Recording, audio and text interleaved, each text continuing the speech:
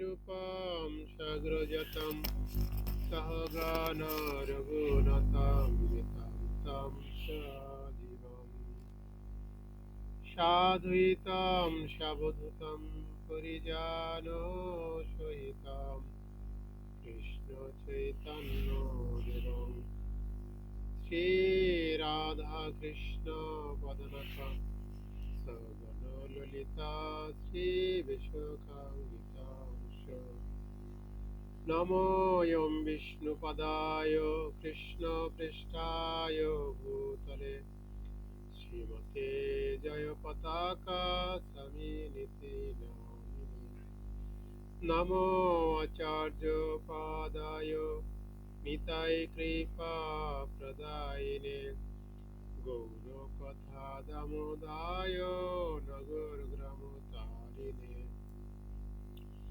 नमो ॐ विष्णुपदाय कृष्णपृष्ठाय भूतले श्रीमते भक्तिवेदान्त स्वामिनिति नामिने नमस्ते सरस्वती देवे गौरवाणी प्रचारिणे निर्विशेष शून्यवादी पश्चातो देशतारिणे नित्यानन्द नमस्तुभ्यं प्रेमानन्द प्रदायिने कुलकुल्मोषनाशाय जन्मपतये नमो नमो महावदन्नाय कृष्णप्रेमप्रदायते कृष्णाय कृष्णचैतन्य नाम्ने गौरतिष्ये नमः हे कृष्ण करुणा सिन्धु दीनबन्धु जगत्पते गोपेश गोपिका कान्त राधाकान्त नमस्तुते तप्त काञ्चन गौराङ्गी राधे वृन्दावनेश्वरी वृषभानुसुते देवी प्रणमामि हरिप्रिये नीलाचल निवासाय नित्याय परमात्मने बलभद्र सुभद्राभं जगन्नाथाय ते नमो नमः जय श्रीकृष्ण चैतन्य प्रभु नित्यानन्द श्री अद्वैत गदाधर शिवासादि गौरभक्तवृन्द हरे कृष्णा कृष्णा कृष्णा हरे हरे हरे राम राम राम हरे हरे नारायणं नमस्कृतं नरं चैव नरोत्तमं देवीं सरस्वती व्यासं ततो जयमुदीरयेत् नष्टप्रायेषु अभद्रेषु नित्यं भगवत सेवया भगवतेरुत्तमश्लोके मुक्तिर्भवति नैष्ठिकी मुखं करोति वाचालं पङ्गुलङ्घयते गिरिं यत्किपातमहं वन्दे श्रीगुरो दिनतारिण परमानन्दमाधव श्रीचैतन्य ईश्वरम् हरि ओम तत्सत् ओम नमो भगवते वासुदेवाय ओम नमो भगवते वासुदेवाय ओम नमो भगवते वासुदेवाय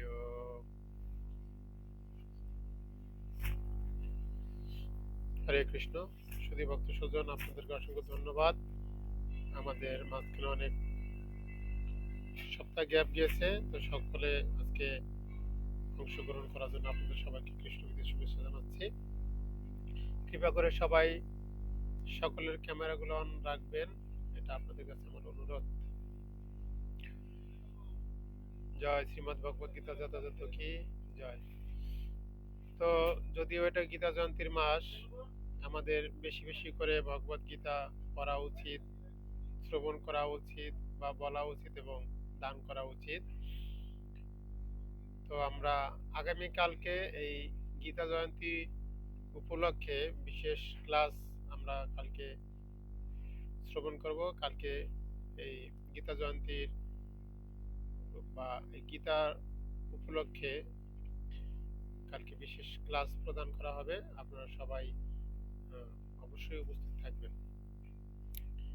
যাই হোক, আমাদের সম্ভবত প্রশ্ন উত্তর ছিল 41-40 পর্যন্ত সম্ভবত আমাদের শ্রবণ হয়েছে। কারা ভগবানের শরণাপন্ন হয় না। আমাদের গত সপ্তাহে আমরা সম্ভবত 2টা 3টা 4টা শ্লোক আমরা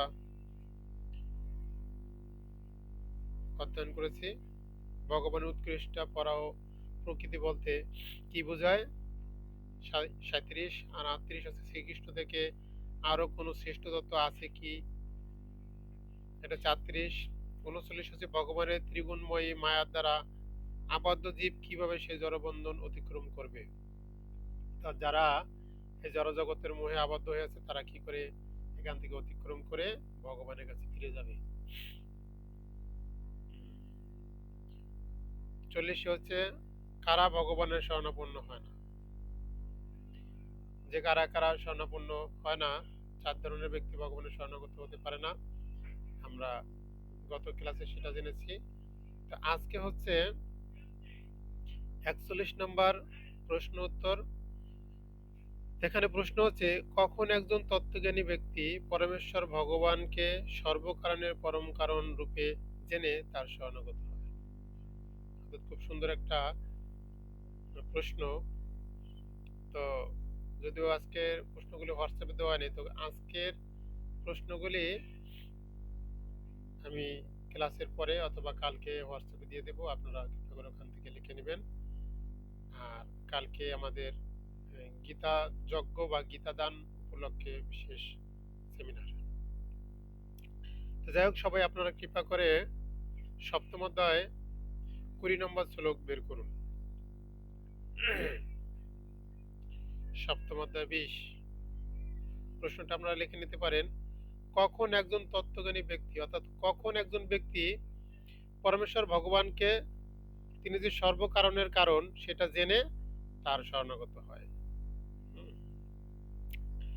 তো এই প্রশ্নের উত্তর হচ্ছে ভগবদ গীতা সপ্তম অধ্যায় বিজ্ঞান যোগের 20 নম্বর শ্লোক। সবাই কৃপা করে অধ্যয়ন করুন বা যাদের কাছে গীতা রয়েছে তারা বের করে পড়ুন। কামৈ তৈ তৈরিত জ্ঞানা প্রপন্দে অন্য দেবতা তম তম নিয়মম আস্থায়া প্রকৃতা নিয়তা ছায়া কামস্ত তৈরিত জ্ঞানা প্রপদন্তে অন্য দেবতা তম তম নিয়মম আস্থায় প্রকৃতা নিয়তা ছায়া। অনুবাদ: জড় কামনা বাসনা দ্বারা যাদের জ্ঞান অপহৃত হয়েছে তারা অন্য দেবদেবীর শরণাগত হয় এবং তাদের স্বীয় স্বভাব অনুসারে বিশেষ নিয়ম পালন করে দেবতাদের উপাসনা করেন।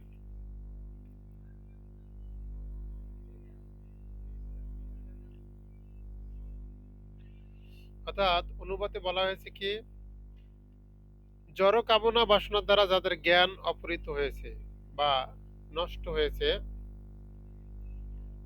তারা অন্য দেবদেবীর শরণাগত হয়। যাদের জ্ঞান নষ্ট হয়েছে, অপহৃত হয়েছে, অপহৃত মানে অপহরণ, যাদের জ্ঞান অপহরণ হয়েছে মানে নিজের বলতে কোনো জ্ঞান নেই, সেই অপহরিত জ্ঞান যাদের রয়েছেন তারা দেবদেবীর শরণাগত হয়, তারা ভগবানের শরণাগত হতে পারে না। এখানে বলছে যে কখন একজন ব্যক্তি, তত্ত্বজ্ঞানী ব্যক্তি পরমেশ্বর ভগবানকে সর্বকারণের পরম কারণ রূপে জেনে তার শরণাগত হয়। অর্থাৎ ভগবান যে সমস্ত কারণের পরম কারণ, আগে সেটা বুঝতে হবে। আর যখন আমরা বুঝতে পারবো ভগবান ছাড়া আমাদের অন্য কোনো গতি নেই, তিনি হচ্ছেন সবকিছুর পরম এবং সমস্ত কিছুর পরম কারণ, তখন আমরা এমনিতেই ভগবানের শরণাগত হতে বাধ্য। কারণ তিনি ছাড়া এই ভ্রমণে আর কোনো কারণ বা কোনো ব্যক্তি নেই। এখানে বলছেন যে এই জড় কামনা বাসনার দ্বারা যাদের জ্ঞান অপহৃত হয়েছে, অর্থাৎ আমাদের যে জ্ঞানটা আছে সেই জ্ঞানটা এই কামনা বাসনার দ্বারা নষ্ট হয়েছে, হুম, নষ্ট হয়েছে। তো তারা অন্য দেবদেবীর শরণাগত হয়, ভগবানের শরণাগত হয় না। একই কাজ, আমরা সমস্ত দেবদেবতাকে যে ভক্তি করছি, যে পূজা করছি, তাদের যে শ্রদ্ধা করছি, হুম, সেটা আমরা ভগবানকে করতে পারি, কিন্তু আমরা ভগবানকে না করে তাদেরকে করছি। তাদেরকে আমরা যতই শ্রদ্ধা এবং ভক্তি করি না কেন, সেটা সরাসরি ভগবানকে কোনো শ্রদ্ধা ভক্তি করা হয় না। কিন্তু ভগবানকে যদি কেউ শ্রদ্ধা বা ভক্তি করে, সেটা পূর্ণাঙ্গ রূপে সকলকেই করা হয়। তাই সেটা যাদের এই জ্ঞান কামনা বাসনার দ্বারা অপহৃত হয়েছে, নষ্ট হয়েছে, তারা এই তত্ত্বটা জানে না যে ভগবানকে শ্রদ্ধা ভক্তি করলে, ভগবানের পূজা করলে, ভগবানের শরণাগত হলে এই জগতে সকলেই শরণাগত হয়েছি বলে গণ্য হয়। কিন্তু যে ব্যক্তি ভগবানের শরণাগত হয় না, তিনি এই জগতে কারোই শরণাগত না। কেননা এই জগতে একজনই তত্ত্ববাদক রয়েছেন, তিনি কে? পরম পুরুষোত্তম ভগবান শ্রীকৃষ্ণ। এবং তাদের শ্রেয় স্বভাব অনুসারে বিশেষ নিয়ম পালন করে দেবতাদের উপাসনা করে। শ্রেয় স্বভাব অনুসারে মানে যার যার স্বভাব, ব্যক্তি বিশেষ ব্যক্তিদের স্বভাব অনুসারে তারা এক একজন এক এক দেব দেবতার উপাসনা করেন, পূজা অর্চনা করেন। তো যাই হোক, আমরা এই শ্লোকের অনুবাদ করলাম, এখন আমরা তাৎপর্য প্রভুপাদ এখানে খুব সুন্দর করে বর্ণনা করেছেন। এই শ্লোকের অনুবাদ ও তাৎপর্য প্রদান করেছেন আন্তর্জাতিক কৃষ্ণ ভবনামিত সংঘের প্রতিষ্ঠাতা আচার্য শিল প্রভুপাদ। জয় শিল প্রভুপাদ কি জয়। যারা সর্বতোভাবে জড়কুলুষ থেকে মুক্ত হতে পেরেছে, তারাই পরমেশ্বর ভগবান শ্রীকৃষ্ণের চরণে আত্মসমর্পণ করে তার প্রতি ভক্তিযুক্ত হয়। এখানে বলছে কখন একজন তত্ত্বজ্ঞানী ব্যক্তি তিনি ভগবানকে আগে জানতে পারেন, তারপরে তার শরণাগত হন। এখানে বলছে যারা সর্বতোভাবে জড়কুলুষ থেকে মুক্ত হতে পেরেছে, তারাই পরমেশ্বর ভগবান শ্রীকৃষ্ণের চরণে আত্মসমর্পণ করে তার প্রতি ভক্তিযুক্ত হয়। অর্থাৎ এখান থেকে বোঝা গেল যে যদি কেউ কৃষ্ণের শরণাগত হয়, তাহলে তাকে এই সমস্ত জড়কুলুষ থেকে মুক্ত হতে হবে। আর যিনি কৃষ্ণের শরণাগত হন, তার ভিতরে কোনো কুলুষতা থাকে না।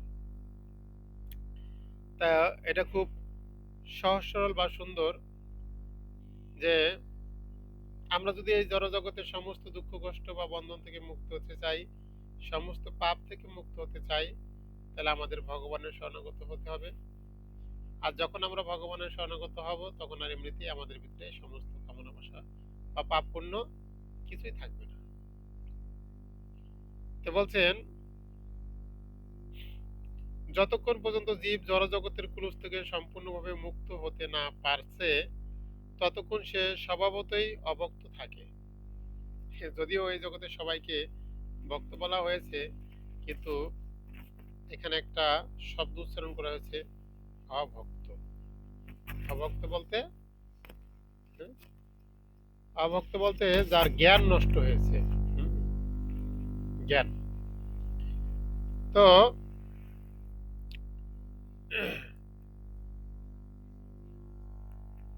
এই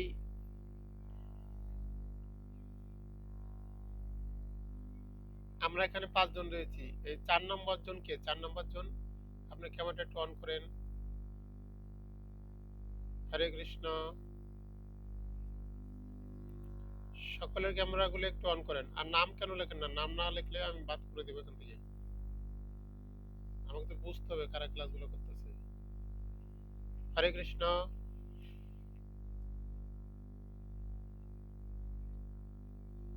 হুম,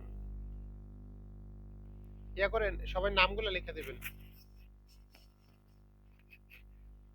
আচ্ছা, আর হলো তাহলে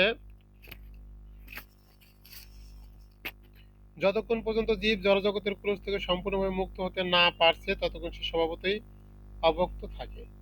অভুক্ত নয়, অভক্ত।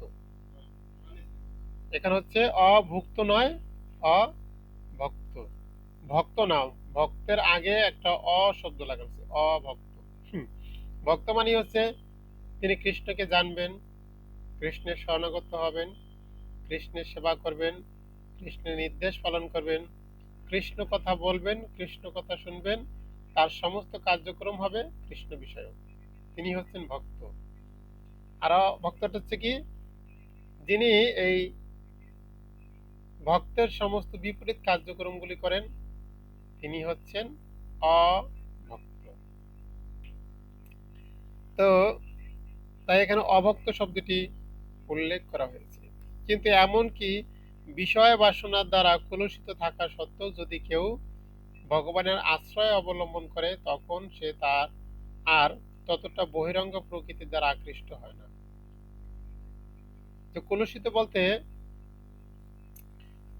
আমরা নিজেদেরকে সাধারণত অনেক কলুষিত মনে করি বা অভক্ত মনে করি, এটা বিশেষ করে ভক্তদের মনোভাব। কিন্তু বলতে সত্যিকার অর্থে যদি কেউ কলুষিত হয়ে থাকে, কলুষিত, কিন্তু যদি সে ভগবানের আশ্রয় অবলম্বন করেন বা বুঝতে পারেন যে ভগবান ছাড়া আমার আর এই জগতে কোনো গতি নেই, হ্যাঁ, তখন সে ততটা বহিরঙ্গ প্রকৃতিতে অর্থাৎ তখন তিনি এই মায়ার জগতের মায়া প্রকৃতির দ্বারা তিনি আকৃষ্ট হন না। এই মায়া তাকে বেশি গ্রাস করতে পারেন না, কেননা তিনি ভগবানকে আশ্রয় গ্রহণ করেছেন। আর ভগবানকে আশ্রয় গ্রহণ করলে মায়া কি করে তাকে গ্রাস করবেন? হ্যাঁ, বলছে কৃষ্ণ হয় সূর্যতুল্য, মায়া হয় অন্ধকার, যাহা কৃষ্ণ তাহা মায়া নাহি অধিকার। অর্থাৎ যেখানে কৃষ্ণ রয়েছেন বা যিনি কৃষ্ণকে আশ্রয় গ্রহণ করেছেন সেখানে মায়া তার বিশেষ প্রভাব বিস্তার করতে পারে না। যথার্থ লক্ষ্যের প্রতি উত্তরোত্তর অগ্রসর হতে হতে সে শীঘ্রই সমস্ত প্রাকৃত কাম বিকার থেকে সর্বতভাবে মুক্ত হয়।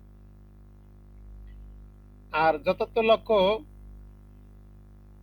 তিনি কৃষ্ণকে লাভ করার সেই যথার্থ লক্ষ্য, যদিও তিনি কুলুষিত, কিন্তু এই যথার্থ লক্ষ্য থাকা সত্ত্বে তিনি ধীরে ধীরে ধীরে ধীরে সমস্ত হ্যাঁ, কামনা বাসনা থেকে এবং পাপ থেকে, পুণ্য থেকে তিনি মুক্ত হয়ে শুদ্ধ ভক্তে পরিণত হন। হরি বল।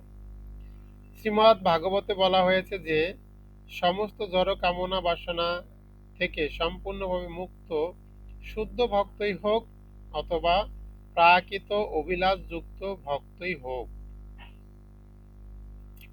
অথবা জড়কুলুস থেকে মুক্তিকামী হোক না কেন, সকলেরই কর্তব্য হচ্ছে বাসুদেবের বাসুদেবের শরণাগত হয়ে তার উপাসনা করা।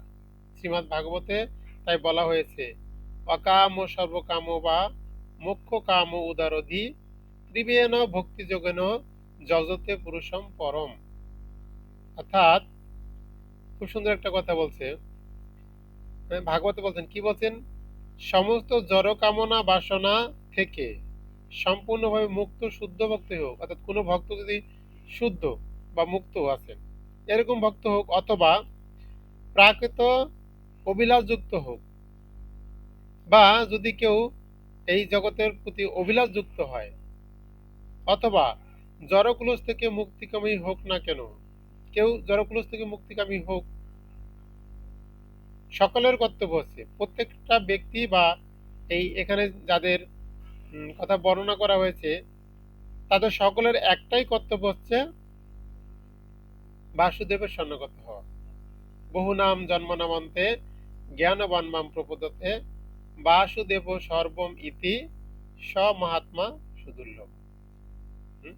অর্থাৎ বহু বহু জন্মের পর তত্ত্বজ্ঞানী ব্যক্তি আমাকে তত্ত্বত জেনে আমার শরণাগত হয়, এইভাবে তারা এই সংসারময় বা দুঃখময় জগৎ থেকে মুক্তি লাভ করে আমার কাছে ফিরে আসেন, ভগবান বলেছেন। হুম? তাই এখানে এই ভাগবতমের শ্লোক দিয়ে হুম, বলছেন, যেসব স্বল্প বুদ্ধি মানুষের পারমার্থিক জ্ঞান অপহৃত হয়েছে। স্বল্প বুদ্ধি মানে যাদের অল্প বুদ্ধি মানুষের পারমার্থিক জ্ঞান অপহৃত হয়েছে। যে এমনিতে অল্প বুদ্ধি, তারপরে সেই জ্ঞান যদি আবার অপহরণ হয়, যদি কেউ হরণ করে নিয়ে যায়, কে নিয়ে যায়? এই জড়জগতের সমস্ত মোহ কামনা বাসনা আমাদের জ্ঞানকে অপহরণ করে। তাই এখানে বলছেন, যে যেসব স্বল্প বুদ্ধি মানুষের, মানে এমনিতে আমরা অল্প বুদ্ধি, হুম, প্রাণ প্রাণ আয়ুষ প্রাণ আয়ুষ সভ্য কলস্মিন যোগজনা মন্দ সুমন্দ মতায় মন্দ ভাগ্য ভদ্রতা। তো বলছে কলিযুগের মানুষ স্বল্প আয়ু সম্পন্ন, মন্দ বুদ্ধি, হুম, তো ভাগ্যহীনা, এরকম বলছে। তো এখানে সে কথাই বলছে যে আমাদের স্বল্প বুদ্ধি হুম, হয়েছে। তারাই বিষয় বাসনার তাৎক্ষণিক প্রতির জন্য দেবতাদের শরণাপন্ন হয়। অর্থাৎ যাদের বুদ্ধি কম, যাদের বুদ্ধি নষ্ট হয়েছে, যাদের বুদ্ধি অপহরণ হয়েছে, যাদের বুদ্ধি নেই, তারা দেব দেবতার শরণাপন্ন হয়। কেন শরণাপন্ন হয়? তাৎক্ষণিক বাসনা পূর্ণ করার জন্য। অর্থাৎ আমরা এখান থেকে খুব সুন্দর একটা বিষয় বুঝতে পারলাম, যে আমাদের যদি এখনই কিছু চাই বা খুব তাড়াতাড়ি কোনো কিছু দরকার, তাহলে আমরা যদি দেবতাদের আরাধনা করি, তাহলে সেখান থেকে লাভ করতে পারবো। বোঝা গেছে? কিন্তু কৃষ্ণ আরাধনা হয়েছিল খুব দূরদর্শী সম্পূর্ণ। দূরদর্শী দূরদর্শী কেন? কারণ কৃষ্ণ লোকটা অনেক দূর, আর সে যাওয়ার সে বাসনাটাও আমাদের তীব্র হতে হবে, তীব্র। তাই জন্য বলছে, আর আমরাও প্রকৃতি অর্থে দেখছি যে যাদের খুব বিশেষ চাহিদা আছে, শাস্ত্রে বিশেষ প্রমাণ রয়েছেন যে তাৎক্ষণিক তাৎক্ষণিক বাসনা পূর্তির জন্য কি করেছিলেন, কে কে আমরা দেখি, আহ, রাবণ, তিনি এই জড় বাসনা ভোগ করার জন্য, এটা তাৎক্ষণিক ক্ষণিকের জন্য, কারণ যে কোনো মুহূর্তে আমাদের মৃত্যু হতে পারে।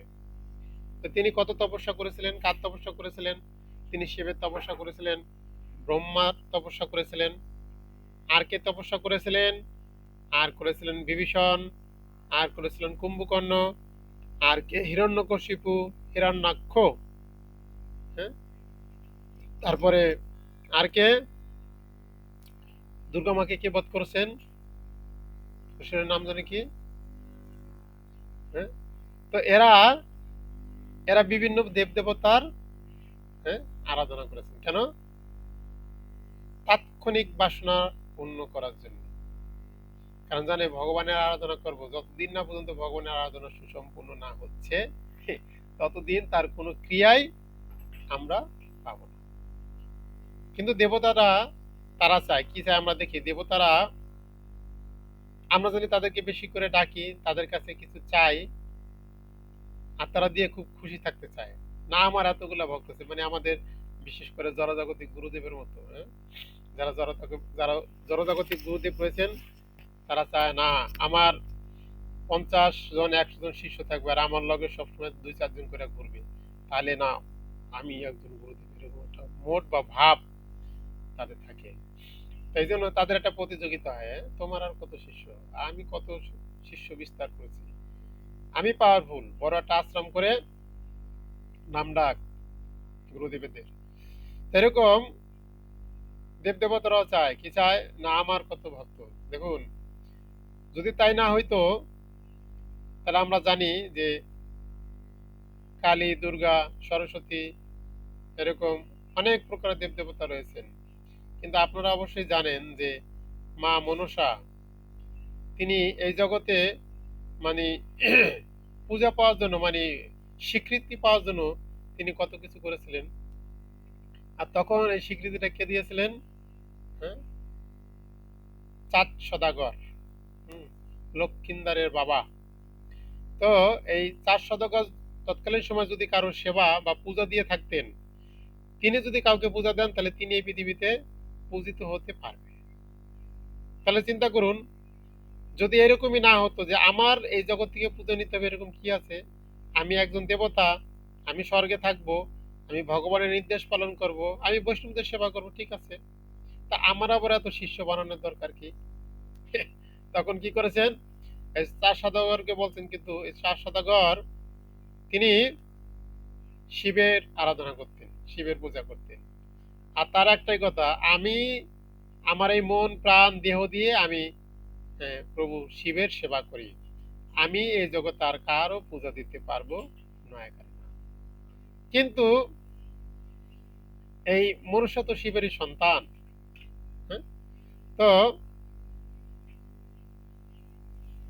তাকে তো স্বীকৃতি পেতে হবে।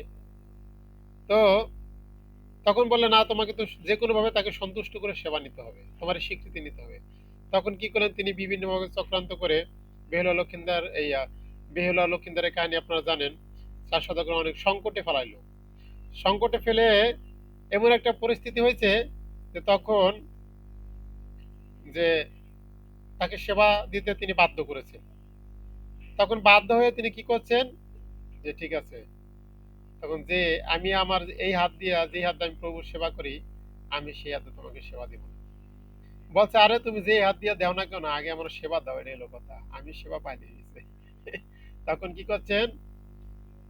তিনি বাম হাত দিয়ে এই মনসা দেবী, হ্যাঁ, পূজা দিয়েছিলেন এবং পিছনের দিকে ফিরে। কিন্তু মনসা দেবীর কথা ছিল, আরে আমার তো স্বীকৃতি চাই, তার বোন কালী, তিনি এই জগতে খ্যাত হয়েছেন, আর আমার বোন হয়ে, আর কালী তো দেখতে কিরকম এটা তো আপনারা জানেনই। একজন সুন্দরী যদি সুন্দরী ব্যক্তি যে ভালো একটা জামাই না পায়, বুড়ো একটা জামাই পায়, আর একজন কালো কুচকুটে কালো, দেখতে কুৎসিত, এই ধরনের সুন্দর একটা জামাই পায়, তাহলে বুঝেন অবস্থাটা কি হয়ে দাঁড়াইবো? ওর কি একটু হিংসা লাগবে না? আর যদি এই কালো মেয়েটার বিয়েটা আগে হয়, সুন্দর একটা জামাই, আর সুন্দর মেয়েটার দেখতে যত বর আইছে মানে পাত্র আইছে সব দেখতে কুৎসিত, তখন ওর কেমন লাগবে? হ্যাঁ, আমি ভালো একটা ছেলেকে নিয়ে দেখিয়ে দিতে চাই, হ্যাঁ, আমিও ভালো একটা বর পেতে পারি। তো ঠিক এরকম যে বাকিরা সবাই এই জগতে আহ, আধিপত্য বিস্তার করছেন, কিন্তু তিনি এই জগতে আসতেই পারছেন না।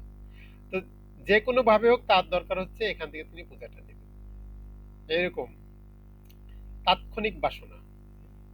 তাই এরকম, তো বলছে তারা আমরা যদি তাদের কাছে কিছু প্রার্থনা করি, সেটা দেওয়ার জন্য তারা উদ্গ্রীব। না, ঠিক আছে, তুমি বলো যে তুমি আমার শিষ্য, এখন থেকে তুমি আমার পূজা করবে। আমরাও এরকমও দেখি যে অনেক বাড়ি রয়েছেন, যে যে বাড়িতে মায়েরা জাগ্রত, বিশেষ করে মনসা মা, কালী মা, এই রাতের বেলায় বলে এসে, এই তুই আমার সেবা করবি, আর না তোর বংশ বিনাশ করে দিব, বা তুই আমার সেবা করবি, পূজা করবি এখন থেকে। তো এরকম আমরা অনেক জায়গায় দেখি জাগ্রত, তারা পরে কি করেন? তাদেরকে পূজা করেন, অর্থাৎ তার বিশেষ ভক্ত। হ্যাঁ, আমার আগে ছাড়া আর অন্য কাউকে পূজা করবি না, আর ওই বাড়িতে তাকে ছাড়া অন্য কোনো পূজাও হয় না। তো এরকম তাৎক্ষণিক বাসনা পূর্তির জন্য আধিপত্য বিস্তার। আর তাদের কাছে যখন আমরা কোনো বর মাগি, ঠিক আছে, ভালো ভালো, কেন? তুমি বলো যে আজকের পর থেকে তুমি আমাকেই পূজা করবে, তুমি যা চাও আমি তাই তোমাকে দেবো। আর ভালো কিছু দিলে চিন্তা করে না, তাহলে আর অন্য কোথাও যাবে না, এই জন্য দিয়ে দেয়। তাই এখানে বলা হয়েছে যে সব স্বল্প বুদ্ধি মানুষের পরমার্থিক জ্ঞান অপহৃত হয়েছে। আরে তাদের কাছে থেকে আর আমরা কি কতটুকু চেয়ে আনি? কিঞ্চিত। হ্যাঁ? কিন্তু ভগবান কৃষ্ণ বাসুদেব তিনি আমাদেরকে কি দিয়েছেন? তিনি আমাদেরকে যা প্রদান করছেন, এটা এই সমস্ত দেবদেবতার মিল্লা সারা জীবনও দিতে পারবে না। আর যা দিবেন এটা তো বাকি বাদ রইল। বোঝা গেছে? যেটা প্রয়োজন আমরা বুঝতে পারিনি, যেটা আমরা ভগবানের কাছে কোনোদিন না চেয়েছি, ভগবান সেগুলো আমাদেরকে প্রদান করেছেন। তারপর আমরা ভগবানকে হ্যাঁ বুঝতে পারি না, আমরা মনে করি ভগবান আমাদের কিছু দিচ্ছে না, এই জন্য আমরা কোথায় যাই না দেব দেবতাদের কাছে। এই জন্য এখানে বলা হয়েছে তাদের বুদ্ধি নষ্ট হয়েছে। তো যাই হোক, দেবতাদের শরণাপন্ন হয়। সাধারণত এই স্তরের মানুষেরা ভগবানের শরণাগত হয় না। কোন স্তরের? এই যেখানে স্তরের কথা বলা হয়েছে, যারা ভগবানের জন্য আত্মসমর্পণ করেছেন বা সমস্ত কুলস থেকে মুক্ত হয়েছেন, মুক্ত, সম্পূর্ণভাবে মুক্ত শুদ্ধ ভক্তই হোক অথবা প্রকৃত অভিলাষযুক্ত হোক অথবা মুক্তিকামী হোক, এই স্তরের মানুষেরা ভগবানের শরণাগত হয় না।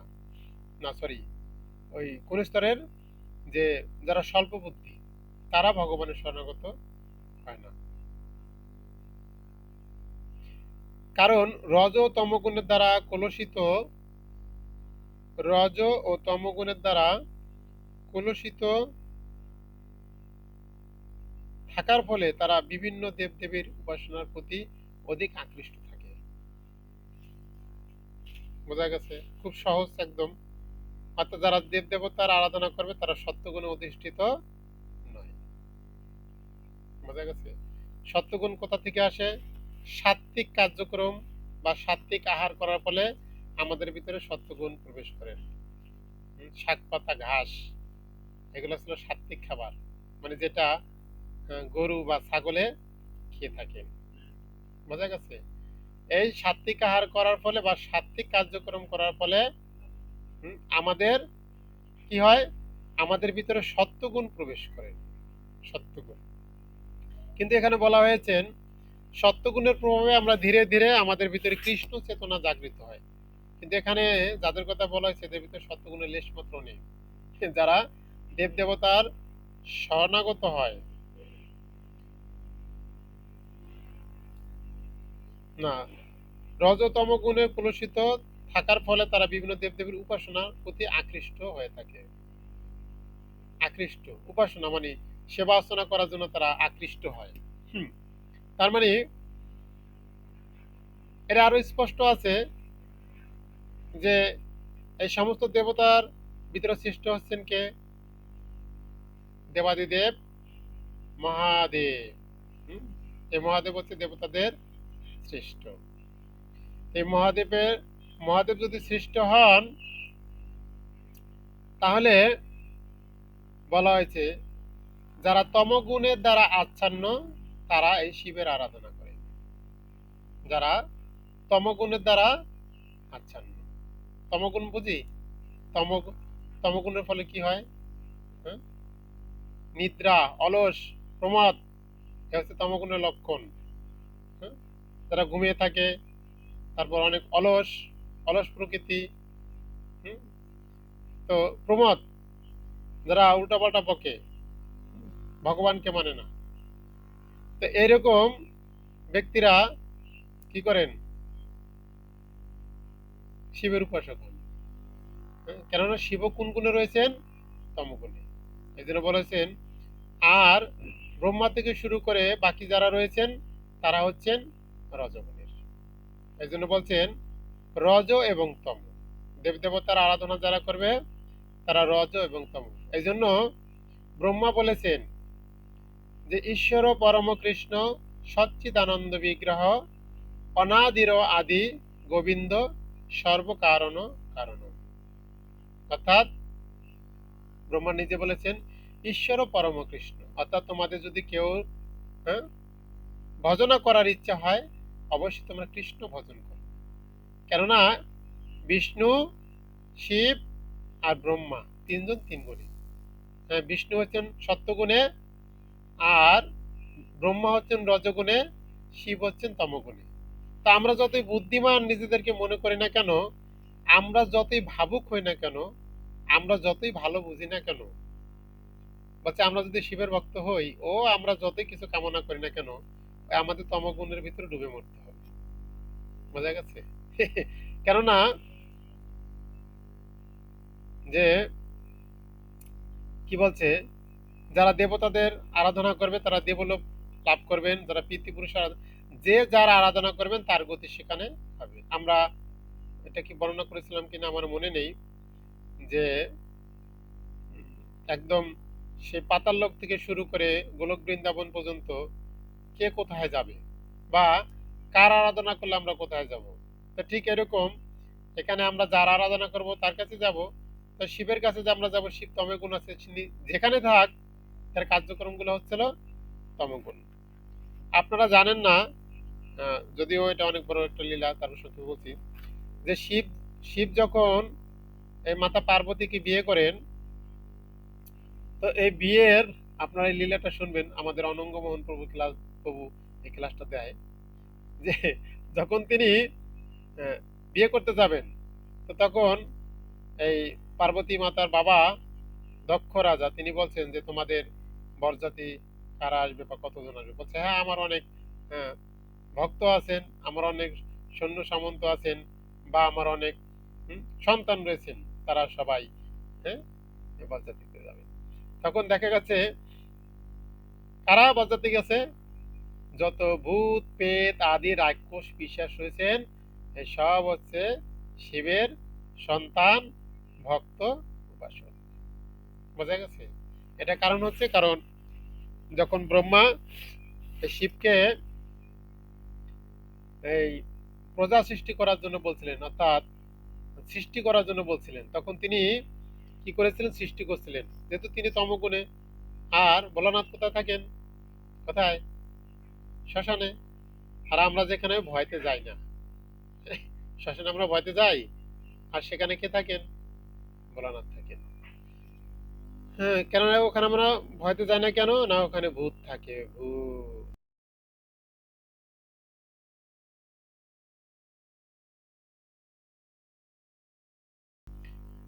শিবের যারা উপাসক রয়েছেন তারা তাদের মতনই হবেন। তো যাই হোক, এই জন্য বলছে যারা শিবের উপাসক তারা হবেন তমগুণে, আর যারা ব্রহ্মা আদি বিভিন্ন দেবদেবতার আরাধনা করবেন তারা হচ্ছে রজগুণের।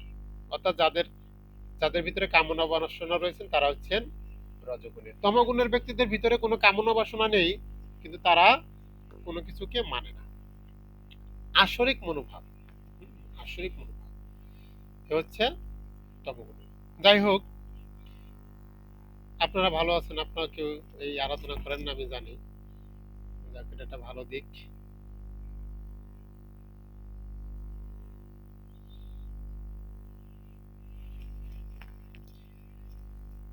আচ্ছা, দেব উপাসনার বিধি বিধান পালন করেই তারা সন্তুষ্ট থাকে। বিভিন্ন দেবদেবীর উপাসকেরা তাদের তুচ্ছ অভিলাষের দ্বারা এতই মোহাচ্ছন্ন থাকে যে তারা পরম লক্ষ্য সম্পর্কে সম্পূর্ণ অনভিজ্ঞ থাকে। ভগবানের ভক্ত কিন্তু কখনোই এই পরম লক্ষ্য থেকে ভ্রষ্ট হন না। অর্থাৎ যারা দেবদেবতার আরাধনা করেন তারা তাদের পরম লক্ষ্য থেকে ভ্রষ্ট হয়। তারা বুঝতে পারে না যে আমরা যে তাদের আরাধনা করছি এটা আমাদের একমাত্র লক্ষ্য নয়। আমাদের এটা লক্ষ্য নয়, কারণ আমি সেখান থেকে যা ফল লাভ করব, আমি যে সেই ফলটা ভোগ করতে পারবো তার কোনো গ্যারান্টি নেই। যেমন আমাদের ইন্ডিয়াতে বলা হয়, কি বলা হয়, হ্যাঁ, এলআইসি, এলআইসি। তো বলছে এলআইসি তুমি কেন করবে, বললে মরলে অনেক টাকা পাওয়া যাবে তাই। যদি কেউ এলআইসি করে মারা যায়, তাহলে মারা গেলে তিনি অনেক টাকা পাবে। তো বিষয়টা হচ্ছে তুমি এলআইসি করে যদি মারা যাও টাকাটা পাবে, কিন্তু টাকাটা পাবে কি, তুমি তো মারাই গিয়েছো। বোঝা গেছে? তুমি তো মারা গিয়েছো, তাহলে টাকাটা কিভাবে, বলছে আমার আত্মীয় স্বজন, যদি আত্মীয় স্বজন তোমার টাকা পায় তো তোমার লাভ কি? তোমার আত্মীয় স্বজন যদি তোমার টাকা পায় তোমার লাভটা কোথায়? তুমি এত কষ্ট করে এলআইসি করছো, প্রতি মাসে মাসে টাকা জমা দিচ্ছ, তোমার লাভটা কি? তুমি কেন এই এলআইসির জন্য কষ্ট করছো? বোঝা গেছে বিষয়টা? হ্যাঁ, ঠিক এরকম হয়েছে বিষয়টা। হ্যাঁ, যে আমি এত কিছু ইচ্ছা করলাম, পাওয়ার জন্য প্রচেষ্টা করলাম, কিন্তু যখন আমাকে দেবতারা সেটা দিয়েছেন তখন আমি নাই, দাও। হরে কৃষ্ণ, বল হরি, হরি বল। আর কি বলা হয়েছে, যে কৃষ্ণ ছাড়া বা কৃষ্ণ বিষয়ে কোনো কিছু ছাড়া এই জগতের যদি কোনো কিছু আমরা লাভ করি, তাহলে আমাদের মৃত্যুর সাথে সাথে সেই সমস্ত যে প্রাপ্য বস্তু নষ্ট হয়ে যাবে। তাহলে আমার কি, এত কষ্ট করে আমার কি লাভ? আমার এই এলআইসি করে কি লাভ যে আমার এটা চাই? কিন্তু ভগবত ভক্ত তার লক্ষ্য থেকে কখনো ভ্রষ্ট হন না। তিনি বলেন, ও যাই হোক, তোমরা ওখান থেকে চাল পাও, গম পাও, ধান পাও, যা কিছু পাও, কিন্তু আমি কৃষ্ণকে ছাড়া অন্য কিছু চাই না। রাখে কৃষ্ণ, মারে কে? মারে কৃষ্ণ, রাখে কে? তাই বলছে বৈদিক শাস্ত্রে ভিন্ন ভিন্ন উদ্দেশ্য সাধনের জন্য ভিন্ন ভিন্ন দেবদেবীকে পূজা করার বিধান দেওয়া আছে। খুব ভালো কথা। যেমন রোগ নিরাময়ের জন্য সূর্যদেবের উপাসনা করার নির্দেশ দেওয়া হয়েছে। এটা একটা খুব সুন্দর বিষয়। আমরা রোগ নিরাময়ের জন্য অন্তত ডাক্তার না দেখিয়ে, ওষুধ না খেয়ে আমরা সূর্যদেবের আরাধনাটা করতে পারি। এটা আবার ওইটার চেয়ে উন্নত বিষয়। বোঝা গেছে? কেননা যদি এই সূর্যদেব উদিত না হয়, তাহলে সব এই পৃথিবীর সমস্ত মানুষ রোগাগ্রস্ত হয়ে মারা যাবে। সূর্যদেব যদি উদিত না হয়, তাহলে এই জগতে কোনোই শস্য পরিপুষ্ট হবে না। বোঝা গেছে? এই জন্য শ্রীমদ্ ভাগবতমে বলা হয়েছে প্রত্যেকটা মানুষের কর্তব্য অন্তত বছরে একবার হলেও সূর্যদেবের পূজা করা। বোঝা গেছে? কারণ সূর্যদেব সাধারণ কোনো ব্যক্তি নয়। যেই বংশে, এই সূর্যর বংশে মহান মহান ব্যক্তিদের আবির্ভাব হয়েছে। এই যে আমরা চিনি ভগীরথ, যিনি গঙ্গাকে পৃথিবীতে আনছিলেন। তারপরে আর কে? আর হচ্ছিল ও দানে জানি কে সৃষ্ট, দানে ভুলে গেলাম। রাজা হরিশ্চন্দ্র। এই রাজা হরিশ্চন্দ্র, তিনি এই রঘু বংশে, সূর্য বংশে জন্মগ্রহণ করেছিলেন। রাজা দশরথ, হ্যাঁ, এবং ভগবান স্বয়ং শ্রী রামচন্দ্র, তিনি এই সূর্য বংশে জন্মগ্রহণ করেছেন। ভগবান রামচন্দ্র প্রতিদিন এই সূর্যদেবের পূজা করতেন। এই জন্য ভাগবতের নির্দেশ আছে যে আমাদের উচিত অন্তত বছরে যেন আমরা একবার এই সূর্যদেবের পূজা করি। ইন্ডিয়াতে অনেক জায়গাতে হয়ে থাকে এই পূজাটা। আর আমাদের উচিত প্রতিদিন অন্তত ঘুম থেকে উঠে এই সূর্যদেবকে প্রণাম করা। বোঝা গেছে? প্রতিদিন আমাদের একবার হলেও এই সূর্যদেবকে আমাদের প্রণাম করা উচিত। তো যাই হোক, এখানে তাই বলছে বিভিন্ন বৈদিক শাস্ত্রে ভিন্ন ভিন্ন উদ্দেশ্য সাধনের জন্য ভিন্ন ভিন্ন দেবদেবীর পূজা করার বিধান আছে। যেমন রোগ নিরাময় করার জন্য, অর্থাৎ আমরা যে সূর্যদেবের, হ্যাঁ, উপাসনা করি বা সূর্যদেবের আরাধনা করি, তাহলে আমরা আমাদের সমস্ত রোগ আদি, শোক আদি থেকে, রোগ বিশেষ করে রোগের থেকে আমরা মুক্ত হব। এর ফলে অভক্তরা মনে করে যে বিশেষ কোনো উদ্দেশ্য সাধনের জন্য দেবদেবীরা ভগবান থেকেও শ্রেষ্ঠ। অনেকে আবার মনে করে তাহলে আর কৃষ্ণের আরাধনা করে কি হবে, যদি রোগ, সূর্যদেবের আরাধনা করলে রোগ নিরাময় হয়। বলছে সূর্যদেবের আরাধনা করলে রোগ নিরাময় হবে, আর কৃষ্ণের আরাধনা করলে আমাদের শরীরে কোনোদিন রোগই আসবে না। তাই গৌর প্রেমানন্দে। তাহলে আমাদের কোনটা ভালো? আমাদের এত কষ্ট করে রোগ নিরাময় হইতে হইতে তারপর কিছুদিন কষ্ট ভোগ করতে হবে। দরকার কি এটার? আমি কৃষ্ণ আরাধনা করব, আমার জীবনে কোনোদিন রোগ ব্যাধি হবে না, আর আমি সেই কষ্ট ভোগও করব না। কিন্তু ভগবানের শুদ্ধ ভক্ত জানেন যে ভগবান শ্রীকৃষ্ণই হচ্ছেন সবকিছুর অধীশ্বর। শ্রী চৈতন্য চরিতামৃত আদিতে বলা হয়েছে, একলা ঈশ্বর কৃষ্ণ আর সব ভৃত্য। তাই শুদ্ধ ভক্ত কখনো তার বিষয় বাসনা চরিতার্থ করার জন্য দেবদেবীর কাছে যান না। হ্যাঁ, যারা শুদ্ধ ভক্ত তারা নিজেদের ইচ্ছা বা কোনো কিছু চাওয়ার জন্য বা পাওয়ার জন্য তারা দেবদেবীর কাছে যান না, কারণ জানে যে দেবদেবীর কাছে গেলে দিয়ে দেবে। কিন্তু একটা বিষয় হচ্ছে যে কোনো বাচ্চা যদি আপনাদের কাছে বলে যে আমাকে ধারালো বড়ি দাওটা দাও, বাচ্চারা, আমি এটা দিয়ে খেলা করবো বা এটা আমার লাগবে, কে দিবে এটা? কোনো মা দিবে, কোনো বাবা দিবে বাচ্চাদেরকে খেলাধুলা করানোর জন্য তাদেরকে ধারালো অস্ত্র বা বড়ি দেওয়া দিবে না? কেননা জানে যে যদি ওরা এটা চায় ওদেরকে আমি এটা দেই, তাহলে ওদের বিপদ হবে, ওরা হাত পা কেটে বসবে, আর তার ফলে ওদের কষ্ট ভোগ করতে হবে। তাই জন্য ভগবানের কাছে আমরা চাই ভগবান আমাদেরকে সবকিছু দেন, কিন্তু তিনি বুঝে সুঝে দেন। যে কি দেন? যে তিনি এমন কিছু আমাদেরকে দেন না যেটা আমরা পেয়ে আমরা বিপদে পড়ি। বোঝা গেছে? সন্তান যদি অসুস্থ হয়, তো কষ্টটা তার যতটুকু হয় তার চেয়ে বেশি কষ্টটা কার হয়? হ্যাঁ, যিনি সন্তানকে দেখাশোনা করেন।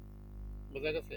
কিছুক্ষণ আগে আমাদের এক প্রভু বলতেছিলেন যে আমাদের এক ভক্ত, খুবই ভালো ভক্ত বৃন্দাবনে, তো তিনি অসুস্থ হয়েছেন, অনেক অসুস্থ। তো ওই প্রভুকে ওই প্রভুর কাছে নিয়ে তিনি প্রায় 5-7 দিন অনেক সেবা করছেন, দিন রাত। বললো যে 5 দিন, দিন আর রাত আমার সমান, অর্থাৎ দিনেও ঘুম নেই রাতেও ঘুম নেই। বোঝা গেছে? তাহলে অসুস্থ তো একজন হয়, কিন্তু তার চেয়েও বেশি কষ্ট ভোগ করতে হয় কাদের? যারা তার সেবা করেন বা পাশে থাকেন। বোঝা গেছে? এই জন্য বলছেন যে শুদ্ধ ভক্ত কোন তার বিষয় বাসনা চরিতার্থ করার জন্য দেবদেবীর কাছে যান, কারণ দেবদেবতাদের কাছে চাইলে কিছু দিয়ে দেবে, আর সেটাকে ভোগ করার জন্য আমাকে অনেক কষ্ট সাধন করতে হবে। তাই কৃষ্ণ এটা জানেন, তাই কৃষ্ণ এমন কিছু আমাদেরকে প্রদান করেন না, চাইলেও দেন না, আবার অনেক কিছু না চাইতেই আমাদেরকে দিয়ে দেয়, যে যেটা চাইলে আমাদেরকে কষ্ট ভোগ করতে হবে। যেমন আপনি দেবতাদের কাছ থেকে কোনো বস্তু আপনি কামনা বাসনা করে আনবেন, কিন্তু তারা তো পুণ্য কর্ম ছাড়া আপনাকে অন্য কিছু দিতে পারবে না। আর এই পুণ্য কর্ম আপনি যখন করবেন, এই কর্ম ফল আপনাকে ভোগ করার জন্য 100% এই পৃথিবীতে আবার আসতে হবে। তো কৃষ্ণ চায় যাতে আমরা এই জন্মে তার কাছে ফিরে যাই। এই জন্য কৃষ্ণর কাছে আমরা অনেক কিছু চাইলে কৃষ্ণ আমাদেরকে সেটা দান করেন না বা দেন না। কিন্তু দেবতারা তো ওটা দেখবে না, তাদের কি চাই? আর শিষ্য লাগবে, আমার বেশি শিষ্য।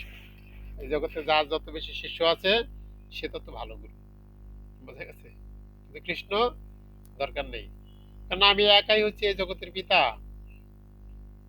আমার আর পিতা হওয়ার দরকার নাই। আর কেউ বললো আমি পিতা, না বললো পিতা। জগতেরও পিতা কৃষ্ণ যে না ভজে বাপ, পিতৃদ্রোহী তার জন্মে জন্মে মহাতাপ।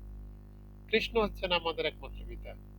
আমরা যদি মানি ভালো, না মানলে এই যে আমরা ভগবানকে পিতা মানছি না, এটার জন্য আমাদেরকে দুঃখ কষ্ট ভোগ করতে হবে। সেই দুঃখ কষ্টটা হচ্ছে কি? ওই দেবতারা যেই ফল আমাদেরকে প্রদান করবে, সেই পূর্ণ ফল ভোগ করার জন্য আমার এই পৃথিবীতে এসে আমাকে এই নাকানি চুবানি খেতে হবে। বোঝা গেছে? এজন্য বলছে জগতের পিতা কৃষ্ণ যে না ভজে বাপ, পিতৃদ্রোহী তার জন্মে জন্মে মা বাপ। পিতৃদ্রোহী, হুম? পিতৃদ্রোহী বলতে পিতাকে মানে না, বৃদ্ধ আচরণ করে। বোঝা গেছে? তাই এখানে বলছেন যে তিনি সর্বতোভাবে পরমেশ্বর ভগবানের উপর নির্ভরশীল, এবং ভগবানের কাছ থেকে তিনি যা পান তাতে তিনি সন্তুষ্ট থাকেন। একজন শুদ্ধ ভক্ত তিনি দেবদেবতার কাছে যান না, তিনি ভগবানের কাছে যান, আর ভগবান তাকে যাই কিছু প্রদান করেন তাতে তিনি সন্তুষ্ট বা প্রসন্ন থাকেন। এই এরকম আমরা জানি। তো তাই বলে যে আমরা দেবতাদেরকে অবহেলা করবো তা নয়, আমরা তাদেরকে সম্মান জ্ঞাপন করব, প্রণাম করতে পারি, এবং দেবতাদের কাছে আমরা প্রার্থনা করতে পারি, হে দেবগণ আপনারা হচ্ছেন ভগবানের নিজজন, এবং ভগবানের খুব নিকটের বা কাছের। তো আপনারা দয়া করে আমার প্রতি সদয় হয়ে আমাকে সেই ভগবানের শুদ্ধ ভক্তি প্রদান করুন, যে ভক্তি আপনারাও লাভ করেছেন। কেননা ভগবত ভক্তি যদি কেউ কাউকে দেয় সেটা কখনো কমে না। এবং আপনারা এই ভগবত ভক্তিতে আমাকে সহায়তা করুন, শক্তি প্রদান করুন, যাতে আমিও ভগবানের আরাধনা করে ভগবানের কৃপা দৃষ্টি লাভ করতে পারি। আমরা তাদের কাছে এটুকু প্রার্থনা করতে পারি, এটা আমাদের করা উচিত। আর আরেকটা বিষয় হচ্ছে, যারা ভগবানের ভক্ত তারা কাউকে তুচ্ছ তাচ্ছিল্য করে না, তারা সবাইকে সম্মান জ্ঞাপন করে, তিনি যেই হোক, দেবদেবতা মুনি ঋষি সাধারণ মানুষ জনগণ, মহাজ্ঞানী ব্যক্তি পণ্ডিত ব্যক্তি বা মহাপুরুষ যারা রয়েছেন। ভক্তর একটাই লক্ষণ, তিনি কাউকে অপমান করবেন না, সকলকে সম্মান জ্ঞাপন করবেন। অমানিনা মানদেন কীর্তনীয় সদা। তিনি যে মান পাওয়ার যোগ্য না তাকে মান দেবেন এবং সদা সর্বদা হরে কৃষ্ণ কৃষ্ণ কৃষ্ণ হরে হরে হরে রাম রাম রাম ভগবানের নাম গুণ কীর্তন করবেন, সকলকে সম্মান প্রদর্শন করবেন। এটাই হচ্ছে ভগবানের ভক্তের বিশেষ মহিমা। ভক্ত মানি হচ্ছেন এ জগতের সমস্ত ব্যক্তিদের থেকে, হ্যাঁ, তিনি সৌভাগ্যবান। ভক্ত মানি হচ্ছে সমস্ত ব্যক্তির থেকে, হ্যাঁ, তিনি সর্বশ্রেষ্ঠ। ভক্ত মানি হচ্ছে তিনি সাধারণ কোনো ব্যক্তির মতন নন। ভক্তের মহিমা। যাই হোক, এই পর্যন্ত ছিল আজকের এই এই প্রশ্নের উত্তর। তাই বলা হয়েছে একজন তত্ত্বজ্ঞানী ব্যক্তি পরমেশ্বর ভগবানকে কারণের কারণ রূপে জানবে। কিভাবে জানবে? এই যে বলা হয়েছে যে ব্রহ্মাদেব বলেছেন ঈশ্বর পরম কৃষ্ণ সচ্চিদানন্দ বিগ্রহ। ঈশ্বর পরম কৃষ্ণ, তিনি হচ্ছেন একমাত্র আমাদের আরাধ্য উপাস্য। যদি কেউ আমরা ব্রহ্মারও আরাধনা করি বা উপাসনা করি, তবে ব্রহ্ম হচ্ছেন রজগুণের প্রতীক। আর রজগুণ যেখানে গুণ রয়েছেন সেখানে ভগবানের নাই, ভগবান তিনি ওখানে নেই। সেটা সত্যগুণ হোক, রজগুণ হোক অথবা তমগুণ। তাই আমাদের এই গুণতীত হতে হবে, ত্রিগুণের অতীত হতে হবে। আমাদের ঘাস গুঁড়াও খাওয়া যাবে না। ঘাস, কি ঘাস?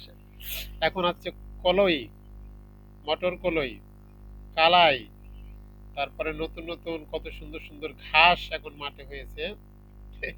আমাদের এই ঘাস খাওয়া যাবে না। আরো অনেক সুন্দর সুন্দর ঘাস এখন বাজারে পাওয়া যায়। কি কি ঘাস? ফুলকপি, পালং শাক, লাউ, ডাঁটা, সিম, মিষ্টি কুমড়া, আলু, হ্যাঁ, ইত্যাদি ইত্যাদি। এগুলাও ঘাস। বোঝা গেছে? তাহলে এখন প্রশ্ন হতে পারে, এগুলো যদি ঘাস হয় তাহলে আপনারা তো এগুলাই খান। বলছে আমরা ঘাসটা খাই না, আমরা প্রসাদ খাই। বোঝা গেছে? কি খাই? ঘাস খাই না, প্রসাদ খাই। তো বিষয়টা হচ্ছে, দেখুন এটার ভিতরে একটু পার্থক্য হচ্ছে এই যে এগুলা ঘাস, এগুলা কিন্তু পবিত্র না। আমি যতগুলোর নাম বললাম এর একটাও কিন্তু পবিত্র না। কিন্তু গরুতে যদি এগুলা খায়, ঘাসও খায়, কিন্তু ঘাস খাওয়া পরে, এই ঘাস খাওয়ার পরে যখন এই গরুতে তার মল ত্যাগ করে, হ্যাঁ, যেটাকে বলা হয় গোমায়, কিন্তু সেটা কিন্তু পবিত্র। বোঝা গেছে? তার মানে এই ঘাসটা একটু পিউরিফাই করা হয়েছে। বোঝা গেছে? সেটাকে একটু পিউরিফাই করা হয়েছে, এই জন্য সেটা পবিত্র হয়ে গেছে। ঠিক এই যে আমি যত কিছুর নামগুলা বললাম, এগুলা আমরা খাই না, কিন্তু এগুলো ভগবানকে খাওয়াই। আর যখন ভগবানকে খাওয়ানোর পর এটা পিউরিফাই হয়, তখন আমরা সেই প্রসাদটা পাই। বোঝা গেছে? তাই জন্য বলা হয়েছে যে আমরা যদি সরাসরি এগুলাকে খাই, তাহলে আমরা ব্রহ্মার কাছে থাকবো। হুম, আমাদের ভিতরে রজগুণ আসবে, কারণ এগুলোর ভিতরে পাপ রয়েছে। বোঝা গেছে?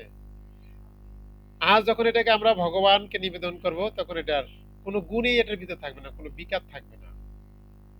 বোঝা গেছে? আপনারা দেখবেন যদি লবণ লবণ মাটি, আপনারা চেনেন লবণ মাটি, যেটা থেকে লবণ হয়, হ্যাঁ? এই লবণটা অ্যাকচুয়ালি হচ্ছিল ওরা সমুদ্র পাড়ে এরকম কোঠা করে, কোঠা বলতে চার কোনা ইচ্ছা করে, যাতে ওই সমুদ্রের ফেনাটা আসে ঢেউয়ের, ওটা এসে ওরা একটু গর্ত করে গর্তটা ভরে যায় মাটি, বালি। ওটাকে ওরা ওখান দিয়ে কেটে নিয়ে আসেন, আর ওটাকে যখন পিউরিফাই করা হয় মেশিনে, ওটা থেকে যখন লবণ বের করা হয়, তখন আমি দেখছি লবণের ফ্যাক্টরিতে যে ওই লবণের ওটাকে ধোয়, জল দিয়ে ধৌত করে, ধৌত করতে করতে করতে করতে জলটা শুধু ওরা নিয়ে যায়, আর যে মাটিটা আছে মাটিটা পড়ে যায়। ওই মাটিটা একদম বালির মতন, বালি। বালি ছিল তো, ওই যে বাচ্চাদেরকে খাওয়াতো বালি, যেটা কোনো আঁশ নেই, আঁশ। তো ঠিক এরকম যে এটার ভিতরে পাপ রয়েছে, পাপ। হুম। কিন্তু যখন ভগবানকে নিবেদন করা হয়, তখন আর এটার ভিতরে পাপটা থাকে না, ওটা একদম এরকম হয়ে যায়। হ্যাঁ? ওটার ভিতর থেকে সমস্ত গুণাবলী গুলা নিয়ে যায় আর এই লবণ মাটিটা ফেলে দেয়। এই জন্য বলা হয়েছে যদি আমরা সাত্বিক আহারও করি না কেন, তবে আমরা সর্বোচ্চ ব্রহ্মলোক পর্যন্ত যেতে পারি। সত্যগুণ ব্রহ্মলোক পর্যন্ত। তো কিন্তু সত্যগুণ একটা বৈশিষ্ট্য, তারপরও এরপরও যদি কেউ এই সাত্বিক আহার গ্রহণ করেন বা নিরামিষ খান, তবে তার ভিতরে এই কৃষ্ণ চেতনাটা জাগরিত হবে। কিন্তু যদি কোনো শুদ্ধ ভক্তের সঙ্গে স্পর্শ তিনি লাভ করেন, তবে অবশ্যই তিনি সেই সত্য, সেই গুণের থেকেও তিনি মুক্ত হবেন। গুণ মানেই হচ্ছে গুণ। এই জন্য ভক্তরা কোনো গুণের ভিতরে থাকতেছে না, কয় নিজেও বাধা পড়ার দরকার নাই, অন্যেরও বাধার দরকার নাই। বোঝা গেছে? এই হচ্ছে ভক্তদের বিষয়। এই জন্য আমাদের যে মুখ্য বিষয় হচ্ছে, সেটি হচ্ছে আমাদের এই তত্ত্বগুলো জানতে হবে। আগে আমরা জানবো, জানার পরে এখানে যেমন বলা হয়েছে একজন তত্ত্বজ্ঞানী ব্যক্তি পরমেশ্বর ভগবানকে সমস্ত কারণের পরম কারণ রূপে জানছেন, তারপরে তার শরণাগত হয়েছে। আর আমরা যখন এই সমস্ত কিছু জেনে একবার ভগবানের শরণাগত হব, তখন আমাদের শরণাগতিটাও একদম 100% হবে, এবং ভগবানও আমাদেরকে স্বীকার করবেন না, বলবেন ঠিক আছে, তুমি যেহেতু আমার শরণাগত হয়েছো, তুমি আমার অবশ্যই যোগ্য।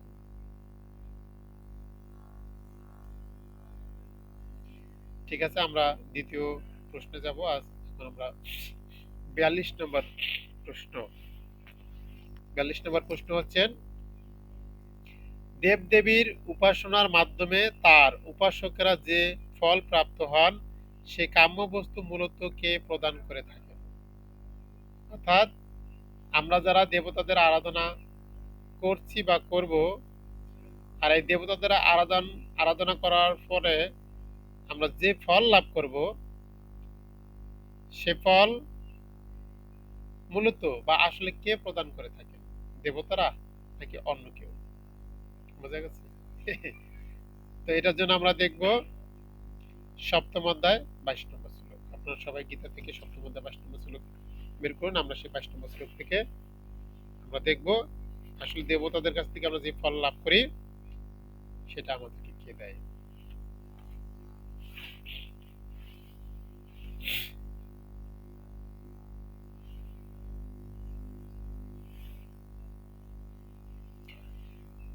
সবাই কৃপা করে বলুন। সততয়া শ্রদ্ধায়া যুক্ত তস্য তস্য আরাধনাম ঈক্ষতে।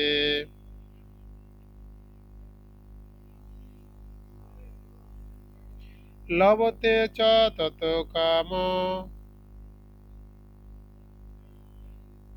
ময়া এব বিহিতান হিতান।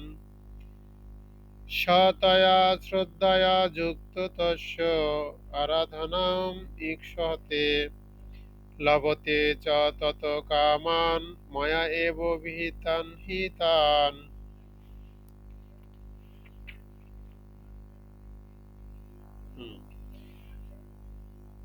সেই ব্যক্তি শ্রদ্ধাযুক্ত হয়ে সেই দেবতার আরাধনা করেন এবং সেই দেবতাদের কাছ থেকে আমারই দ্বারা বিহিত কাম্য বস্তু অবশ্যই লাভ করেন। হরি বল। তাহলে কি হলো? খুব সুন্দর। যে বলছে, কেউ একজন পড়েন অনুবাদটা।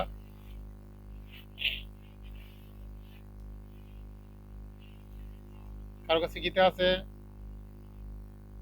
আপনাদের ক্যামেরা গুলা কারোই অন না। আপনার কি অন করে, কি অন করা আছে আপনাদের ক্যামেরা গুলা? আমি এখান থেকে তো কিছুই দেখতে পাচ্ছি না। হ্যাঁ, মোটামুটি খালি কিরণ দাস অফ। আচ্ছা, যদি কারো কাছে গীতা থাকে অনুবাদটা একবার একটু পড়েন।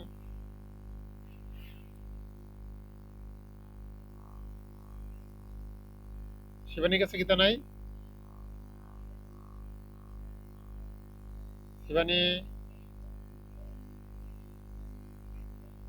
গীতা ছাড়া সবাই ক্লাস করতে আছে? ঠিক আছে, আমি বলছি। সেই ব্যক্তি শ্রদ্ধাযুক্ত হয়ে সেই দেবতার আরাধনা করেন এবং সেই দেবতার কাছ থেকে আমার দ্বারাই বিহিত কাম্য বস্তু অবশ্যই লাভ করেন। ভগবান বলছেন, কি বলছেন? আমরা যেই ব্যক্তি যে দেবতার আরাধনা করি না কেন, সেই আরাধনা বিহিত কাম্য বস্তু অবশ্যই লাভ করেন, সেটা কার দ্বারা? আমার দ্বারা, আমার কাছ থেকে নেওয়া। বোঝা গেছে? আমারই দ্বারা বিহিত কাম্য বস্তু অবশ্যই লাভ করেন, অর্থাৎ আমরা দেবতাদের কাছ থেকে যে ফল আমরা লাভ করি সেটা ভগবান থেকেই আসে। বোঝা গেছে? আমরা মনে করতে পারি যে তারা মাকে দিচ্ছেন, বলছে না, আমরা গিয়ে দেবতাদের কাছে হাত পাতি, আবার দেবতারা গিয়ে ভগবানের কাছে হাত পাতি। ভগবান, আমার শিষ্যটা না ছুটে যায়, আমার শিষ্যটা আর থাকবে না, তুমি একটু কৃপা করো। কি, আমরা যখন পারিবারিক সংকটে পড়ি, হ্যাঁ, ছেলেটা যখন কথা শুনছে না, শ্বশুর বাড়ি চলে যাচ্ছেন, তখন গ্রামের মাতবরকে গিয়ে বলি যে মাতবর সাহেব, আপনি একটু বুঝে এখন না আমার ছেলেটারে, ও বাড়ি থেকে কিল লেগেও শ্বশুর বাড়িতে গিয়ে থাকবো। হ্যাঁ, বোঝা গেছে? এরকম। এই জন্য বলছে, আমরা সরাসরি যদি ভগবানের কাছ থেকে আনতে পারি, তাহলে আমাদের কোনো মাধ্যমের দরকার আছে কি? যদি আমরা কোনো চাকরি ক্ষেত্রে যাই, চাকরি যদি আমাদের সুযোগ থাকে, সরাসরি আমরা মালিকের কাছ থেকে চাকরি গ্রহণ করব, তাহলে এই সুযোগ কেউ হাতছাড়া করবেন? কে আছেন, হাত তোলেন। আর যদি আমরা সেটা না করে আমরা নিম্ন স্তরের কারো কাছ থেকে চাকরি গ্রহণ করি, আমার বন্ধু একজন ওই কোম্পানিতে কাজ করে বা জব করে, বন্ধুকে বললাম, বন্ধু তুই আমার একটু চাকরিতে জয়েন করে দে না। তো বন্ধু আবার করলো, বন্ধুর যেই বস আছে বসকে, তো বস আবার চিন্তা করলো আমি তো দিতে পারবো না, ম্যানেজার সাহেবকে বলে দেখি। তো যখন বলা হলো তখন ওই বন্ধুটার চাকরিটা ঠিকই হইলো।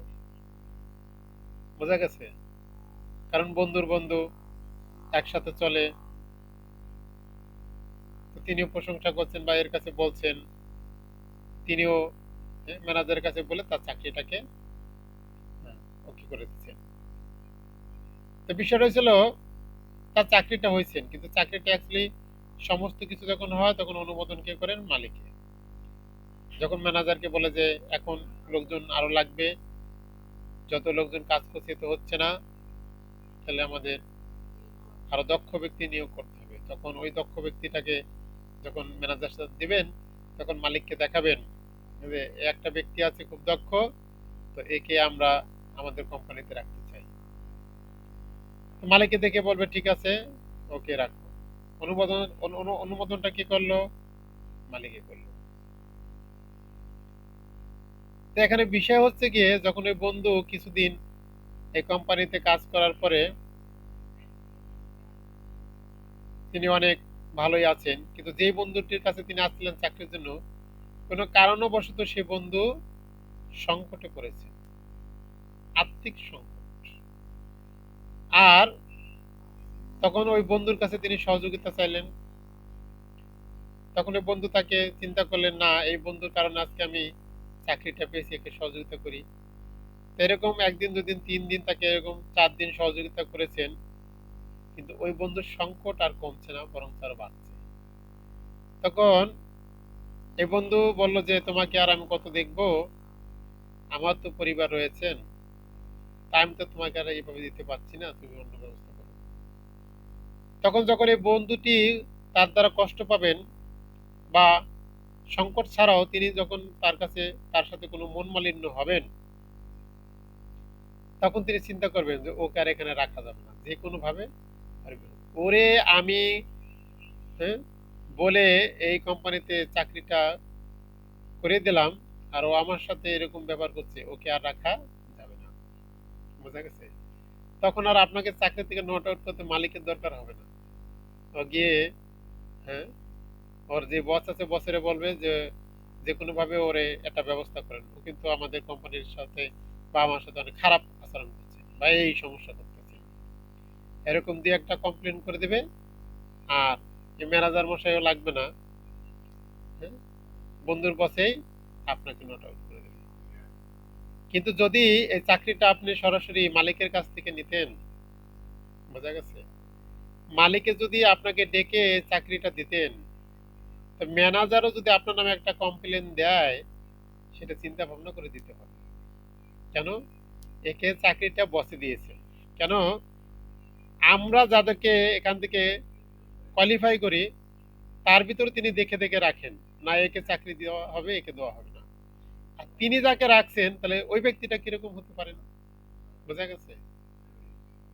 তো তো এই জন্য এই যে যে বিষয় মাধ্যমগুলো রয়েছেন, আমরা যা কিছু দেব দেবতাদের কাছ থেকে লাভ করি, সেই বস্তু ভগবানের কাছ থেকে এনেই তারা দেয়। তো এনেই যেহেতু দিল, আমার বাড়িতে একটা ঢিপ কল লাগবে, চেয়ারম্যান সাহেব একটা ঢিপ কল চাই।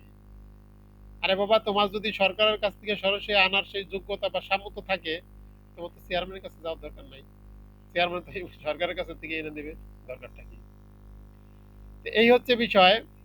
আমরা মনে করছি দেবতারা দিচ্ছে, আরে তারাই তো তার চাকর বা তারা কাজের লোক, ভগবানের কাজের লোক, তারা কোথা থেকে দেবে?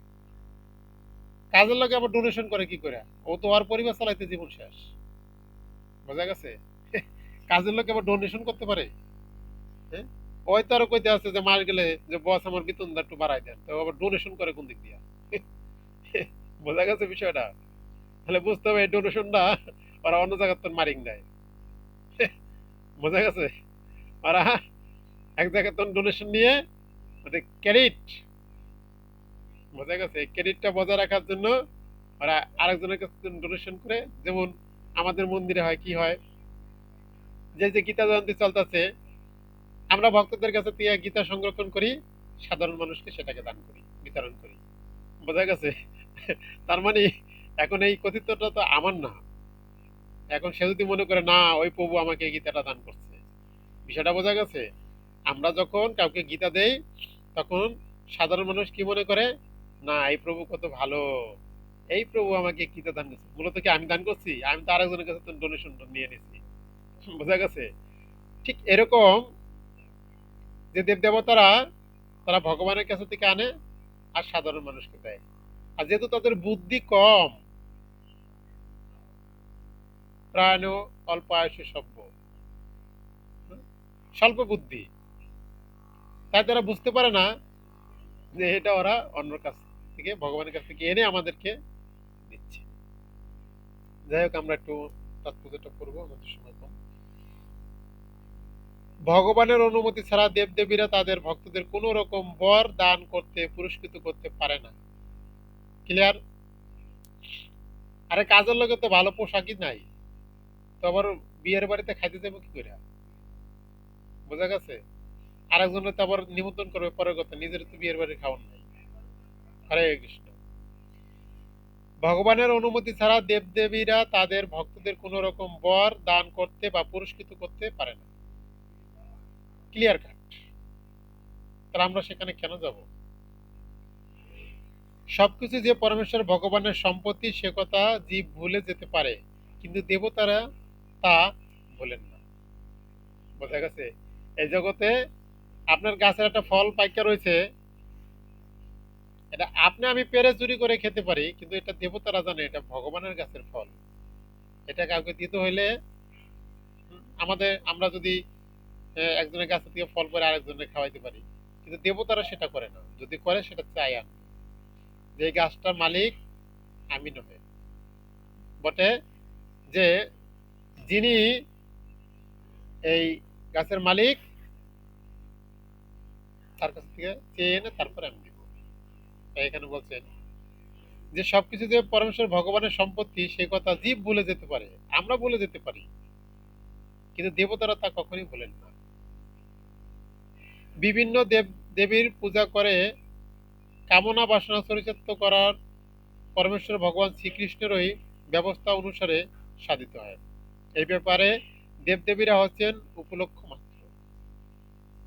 অর্থাৎ আমরা যেটা করি দেবদেবতাদের উদ্দেশ্যে, সেটা কৃষ্ণ সেবাই হয়, দেবদেবতারা উপলক্ষ হয়।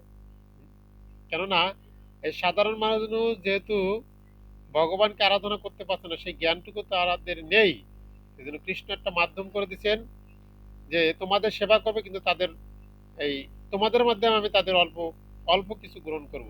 অর্থাৎ এটার দ্বারা তারা পরবর্তী জীবনে যদি সুযোগ পায়, তারা আরেকটু উন্নত স্তরের জ্ঞান প্রাপ্ত হবে।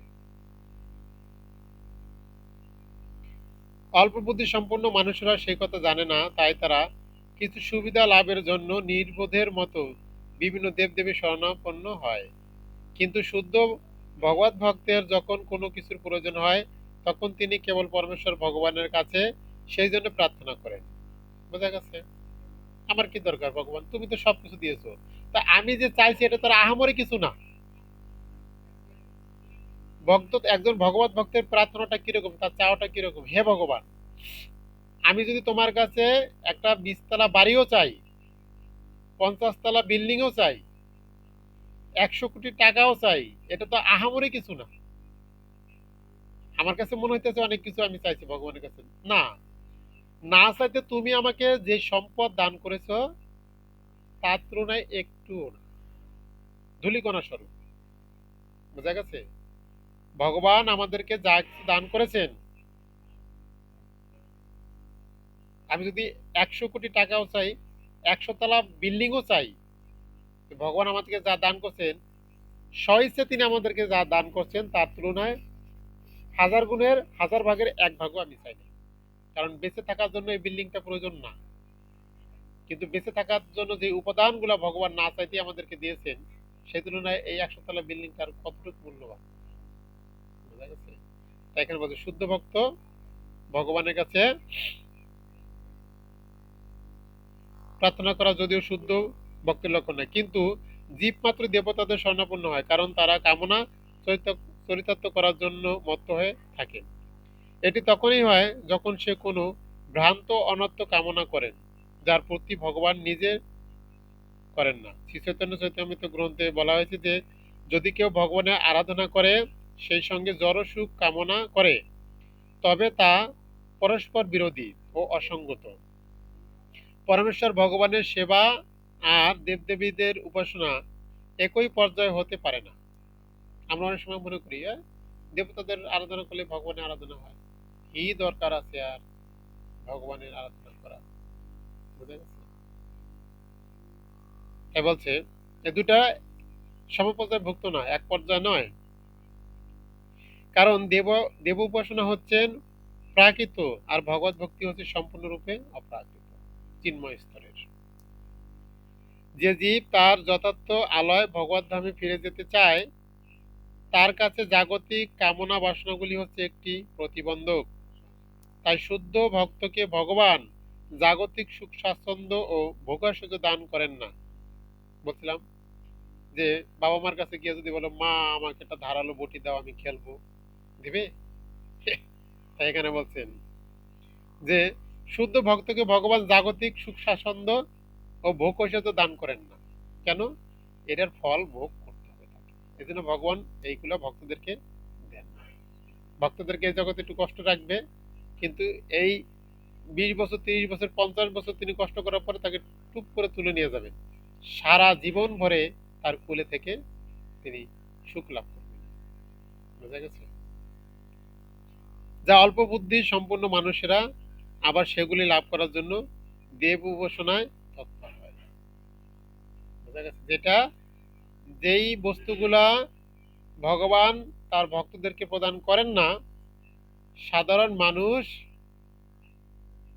হ্যাঁ, দেবতাদের কাছে সেগুলোই কামনা করে। তাহলে এখন বিষয়টা কি হয়েছে, দেবতারা এগুলা ভগবানের কাছে থেকে এনে দিবে, তা ভগবানের কাছে থেকে এনে যখন দিবে, তখন এগুলোর দ্বারা আমরা কি হব? আমরা আরো দুঃখ কষ্টগ্রস্ত হব। বোঝা গেছে? তো ভগবানের কাছে সরাসরি কিছু চাইলে আমাদের একটা বিষয় আমরা ক্লিয়ার, যে যেটা আমাদের অমঙ্গল হবে, যেটা আমাদের শাস্তি ভোগ করতে হবে, যেটা আমাদের ভালো হবে না, ভগবান কখনোই এটা আমাদের দান করবেন না। আর ভক্ত এই জন্যই ভগবানের কাছে বিশেষ কিছু প্রার্থনা করেন না। কেন প্রার্থনা? আমি ভগবানের কাছে কি প্রার্থনা করব? এই 10 তলা বিল্ডিং, 100 তলা বিল্ডিং, 100 কোটি টাকা, এইগুলো আমরা কি প্রার্থনা করবো? হে ভগবান, তোমার তোমার কাছে আমি কি প্রার্থনা করব? আমি না চাইতে তুমি আমাকে যা কিছু দিয়ে রেখেছো, এটা তো আমিও জানি না, এগুলো তোমার কাছে আমাদের চাইতে হবে বা আমার জীবনে এগুলা প্রয়োজন। যাই হোক, আর এর থেকে সবথেকে বেশি প্রয়োজন হচ্ছে আমাদের জীবনে এই শ্রীমদ্ ভগবত গীতা, যেটাকে বলা হয় মনুষ্য জীবনের ম্যানুয়াল। তো কালকে আমরা এই গীতা দান বা এই ভগবত গীতা সারমর্ম আমরা শ্রবণ করব। আর এটি অ্যাকচুয়ালি দানেরও মাস। আমরা ভক্ত, ব্রাহ্মণ, বৈষ্ণব বা মন্দিরে যথাযোগ্য স্থানে বা বিশেষ ব্যক্তিদেরকে আমরা শ্রীমদ্ ভগবত গীতা দান করতে পারি। আমরা উদ্দেশ্য নিয়েও করতে পারি, পূর্বপুরুষ, পিতামাতা, পরিবার পরিজন, নিজেদের পরমাত্মিক কল্যাণের জন্য, জগতের কল্যাণের জন্য, জীবের কল্যাণের জন্য আমরা গীতা দান করতে পারি। আর বছরে বিশেষ আমাদের একটি অনুষ্ঠান, এগুলো আমরা একটা করে সুযোগ পাই, আমাদের এই সুযোগগুলো অবশ্যই সদ্ব্যবহার করা উচিত। তো এইভাবে আমরাও এই গীতার বিশেষ কৃপা বা ভগবানের বিশেষ কৃপা আমরা প্রাপ্ত হতে পারি। তো এই বিষয়ে আমরা আগামীকালকে আলোচনা করব। তো আজকে আর দীর্ঘায়িত করব না, মোটামুটি অনেক টাইম হয়ে গেছে। তো যদি সম্ভব হয় আগামীকাল আমি মেসেজ করে দিব, যারা উপস্থিত নাই সম্ভবত আমরা 7:30 থেকে আগামীকালকে শুরু করব। যদি আপনাদের কোনো অসুবিধা না হয় আমি মেসেজ করব, যদি কারো অসুবিধা হয় আপনারা বলবেন, যেদিকে ভোট বেশি পড়বে সেটাই হবে। যদি 7:30 থেকে শুরু হয় তাহলে আমাদের 9টায় শেষ হবে, ভালো হয় শীতের রাত্র। আর যদি মনে করেন না 8টা থেকেই সবার ভালো হয়, যেটা সবাই বলবে আমরা সেটাই করব।